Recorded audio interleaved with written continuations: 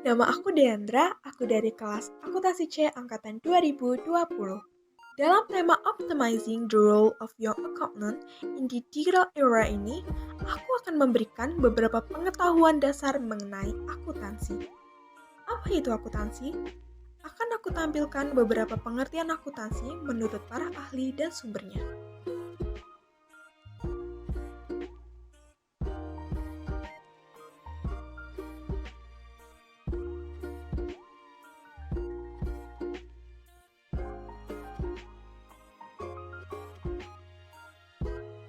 Dari sekian banyak pengertian mengenai akuntansi, dapat disimpulkan secara garis besar bahwa akuntansi adalah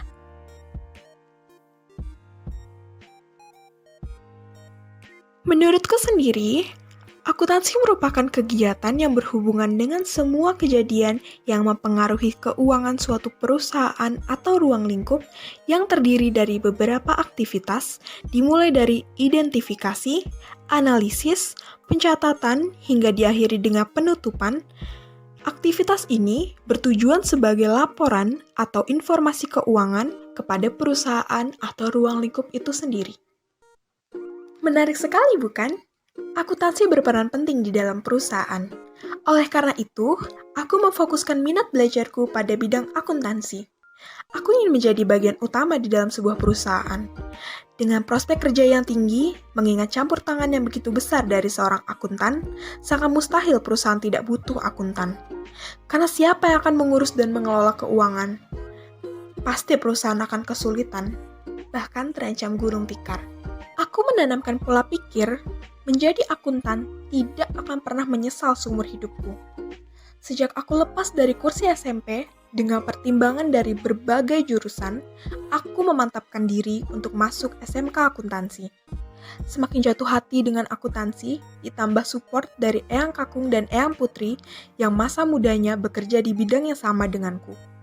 Itu alasanku memilih akuntansi. Di tahun 2020 ini, siapa sih yang tidak mengenal gadget?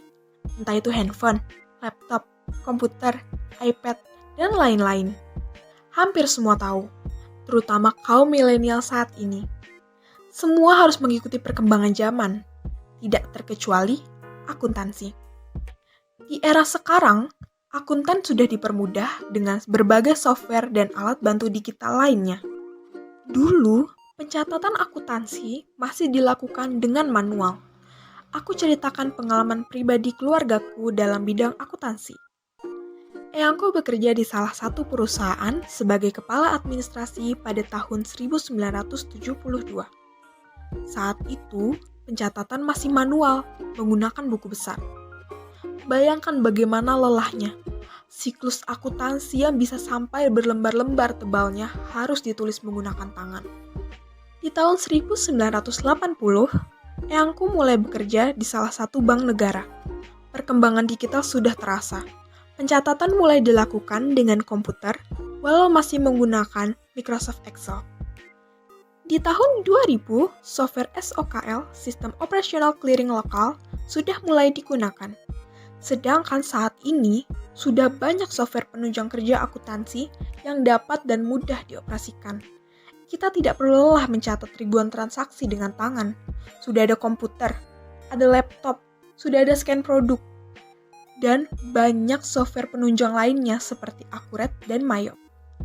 Dengan banyaknya penunjang ini, kita sebagai akuntan modern hanya perlu memanfaatkan dan mengoptimalkannya dengan semakin giat berlatih dan mempelajari hal-hal baru, karena kita adalah generasi yang harus selalu mengikuti perkembangan zaman, supaya kita tidak tertinggal. Nah, buat kalian yang belum pernah belajar akuntansi sebelumnya dan kesulitan, terutama dalam mengelompokkan akun-akun di dalam akuntansi, aku mau kasih beberapa pengetahuan dasar akuntansi. Akuntansi punya 5 akun dasar. Yang pertama aset, kewajiban, modal, pendapatan, dan yang terakhir ada beban. Aset dan beban terletak di sebelah debit. Kewajiban, modal, dan pendapatan terletak di sebelah kredit. Apa yang dimaksud dengan debit dan kredit? Kita ibaratkan kita memiliki sebuah perusahaan. Debit menambah kekayaan perusahaan, sedangkan kredit sebaliknya, mengurangi kekayaan perusahaan. Itu adalah gambaran singkat untuk kalian yang sulit untuk menentukan akun-akun di akuntansi. Semoga membantu ya. Sekian presentasi dari saya. Mohon maaf jika ada kesalahan tutur kata dan perbuatan. Terima kasih. Tuhan memberkati.